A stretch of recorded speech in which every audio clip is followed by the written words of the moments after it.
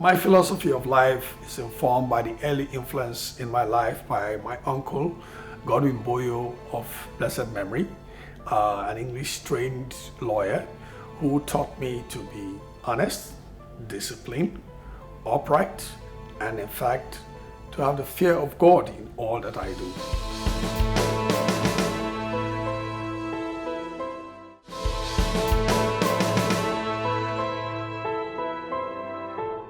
I come from Old Sites, Ora in our local government, our West local government of Edo State, born by an Ichekari mother and an Ora father.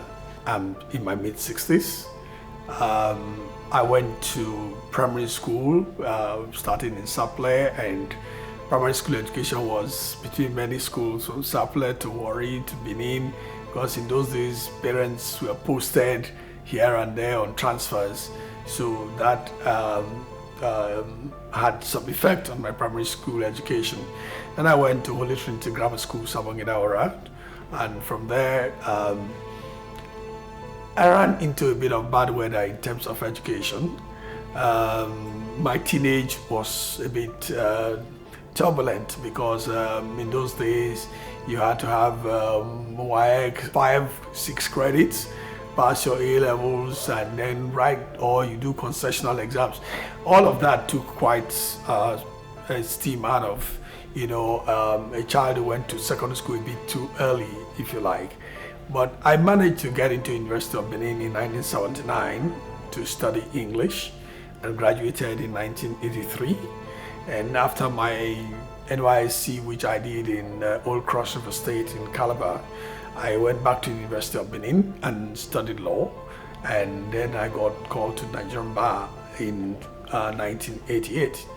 And then I was fortunate to get a good job with a big law firm in Lagos, but law didn't hold my interest for long because by accident of fate, when my academics were in turmoil, I became an Ugbe Stadium regular. And I picked up so much in sports, in terms of interest, in terms of passion, in terms of relating with great sportsmen, footballers, track and field people, persons, tennis players, and the rest of them, people like Kunduka, Odizo, Solomon Ona, Victor Odua, Tony Ota, Sonny Zavigi, Gladstone Agbamo, some of the best athletes of that time, were on one-on-one with me, despite, the age difference. And so when I found my rhythm academically, the idea was to go study English and become a sports journalist. But later on, there was pressure from families, I went to study law. But by 1993, I was more convinced that sports offered me the platform to be able to impact on my environment positively.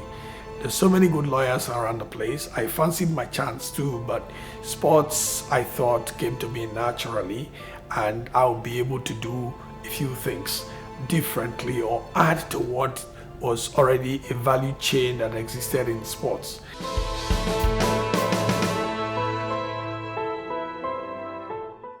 Starting business was purely accidental. A friend of mine asked me to write a legal opinion on what looked like piracy business, and I gave a very well-received advice. Then he now said, "Oh, but he's bought some equipment. Can we go into partnership?" So why not? And we did. And the idea was to start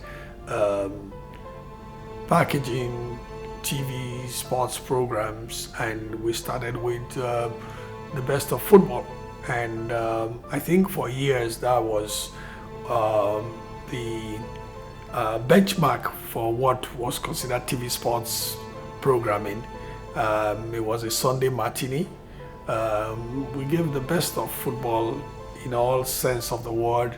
The facts and statistics were as good as it could be. We had guests who had they were not the regular guests you see on TV. They were ladies and gentlemen who had were professionals and huge successes in their own callings, but had more than a passing knowledge of the game. So we brought them on as guests to tell it as it is, and or give another side, another perspective to what the issues were with our sports. And we think that for many years we were the Best of Football was the dominant sports program, a must-watch, multiple award-winning program, and at least it put food on our table and presented opportunities for young men and women to hone their skills in broadcasting. And looking back, I feel very proud that I made that decision at the time.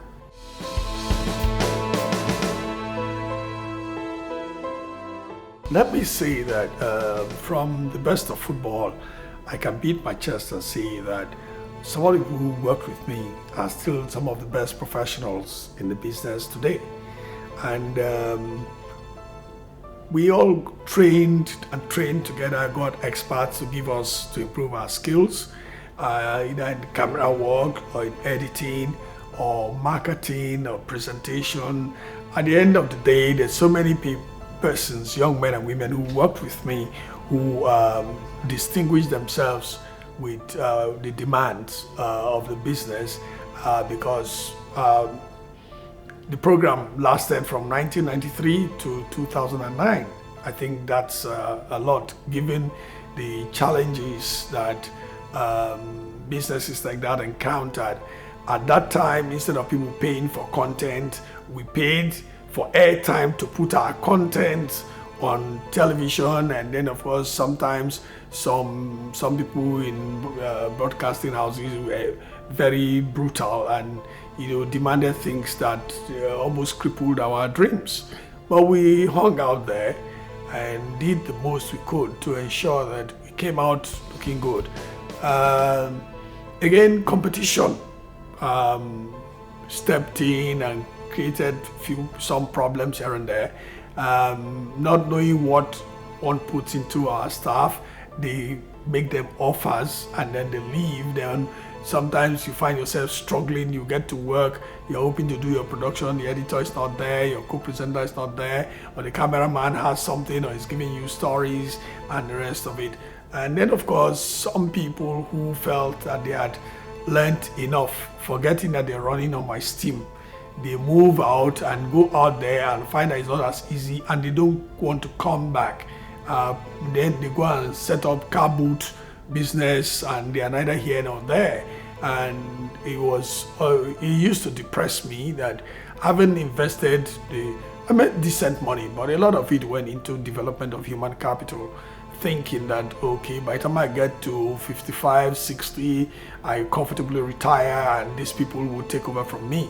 But it didn't work like that. But pain occasionally, but again, that's life.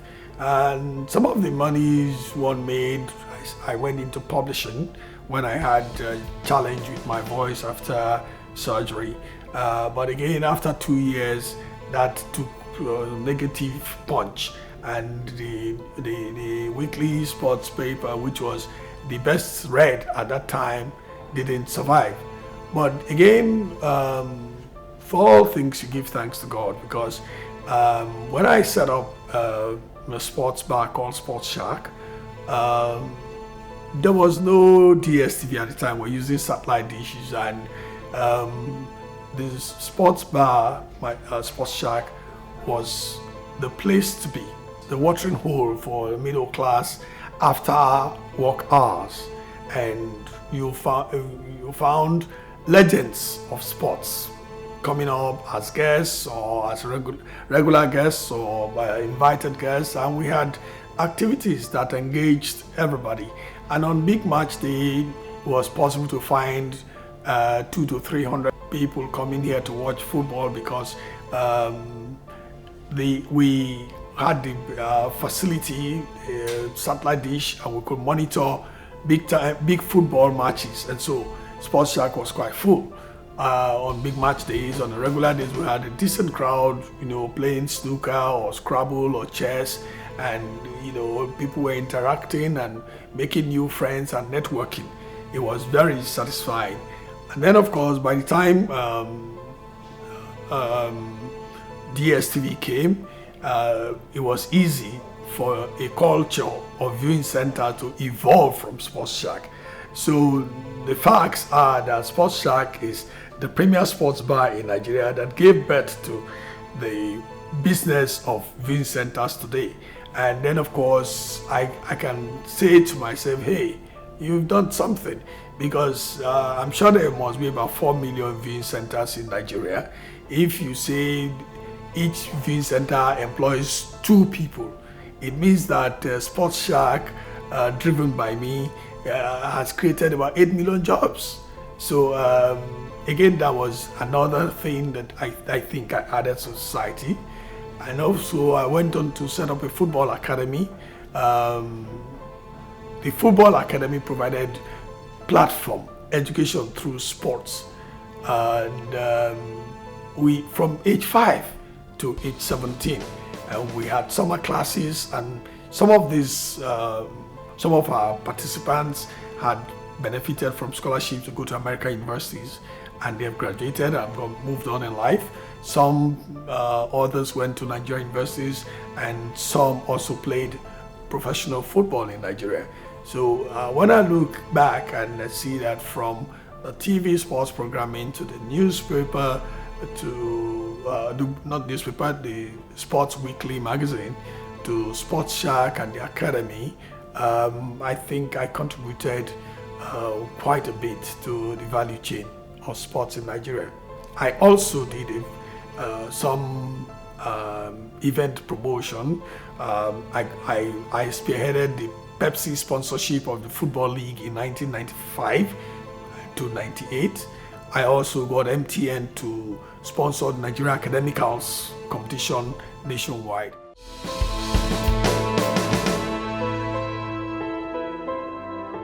As I got into my 60s, destiny beckoned, and the governor of my state, His Excellency Mr. Godwin Obasaki, invites me to join his government to be the pioneer chairman of Edo State Sports Commission, with a clear mandate to reposition Edo State sports, to make it an empowerment vehicle for youths and young adults, to redefine what sports is and make it professional in every respect. And that was in 2018. And I've set out to do that. By sheer happenstance, we won the right to host the 2020 National Sports Festival. It was my responsibility to write the bid document and make the presentation, and won the hosting rights for Edo State. I'm sure it's right to say that we, despite the challenges of COVID, with so many postponements, we were able to host the sports festival, a credible one, and people were happy.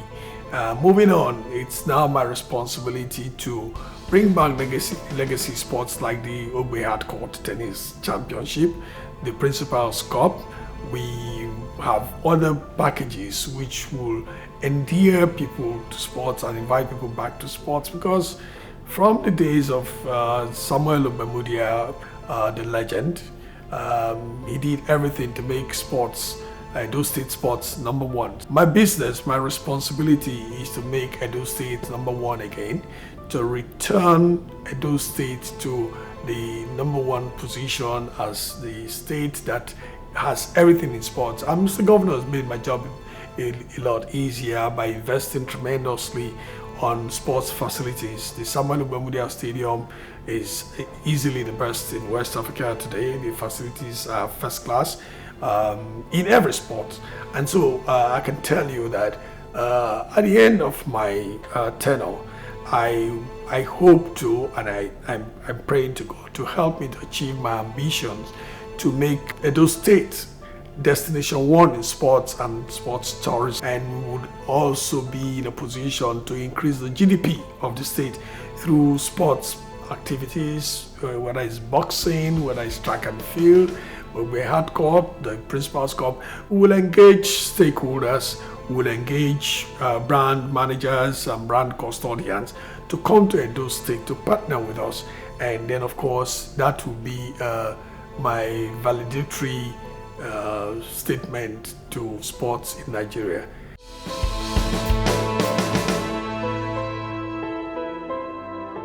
Looking back at a journey that looked pleasant, though with some challenges, some hiccups, because sometimes I had to swim against the tide. Some people hold what is perceived arrogance, which I'm sure is, in my opinion, self-esteem.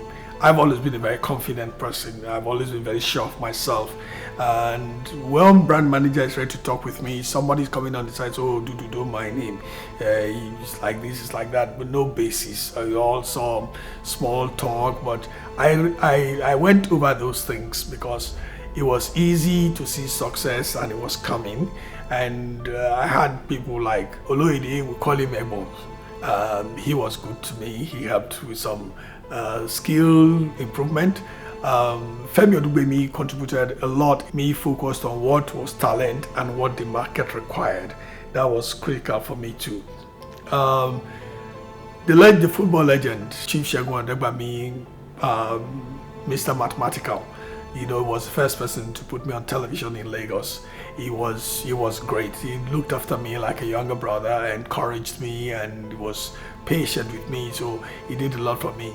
Yinka Craig, of blessed memory, Yinka was also another influence, in my life. And then, of course, I have my friend, my roommate in university, Charles Ojubana. He too was quite supportive. So I can go on and on like that. And of course, I don't know whether it's Alaji now, but it was Alamin. Alamin was great. When I was having challenges one of the channels, I went to him, so Dudu, come on, your program is good. Come on. He gave us credit, the lifeline, and we were able to go through some of these things. And then at the end of the day, one can look back and say that, there were hiccups here and there, but nothing good comes easy. So we lived with it, and then, of course, at some point, it was good to go somewhere, and so that's Dudu-Orumen. And then I can say too that I have many thanks to give. I had some outstanding staff. When we started out, Austin Ekanem, one in Nahuruga, I can't quite remember his name now, he too was good. Then I had a good run of co-presenters and producers, Shola Egunjobi, Vic Egunjobi too, she used to be Vic Omoera, Greg Anobili, of course, Okpe Odubemi.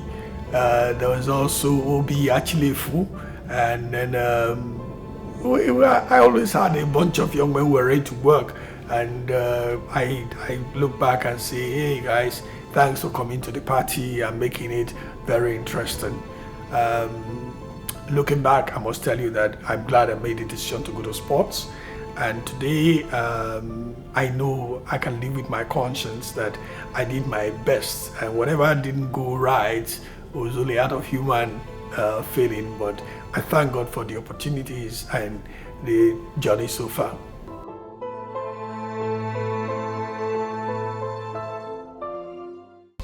Well, let me start with those who want to journey in my path. Sports, like any other discipline, requires commitment, requires focus and discipline. If you want to be the best, you've got to be the best by making the sacrifices to get there.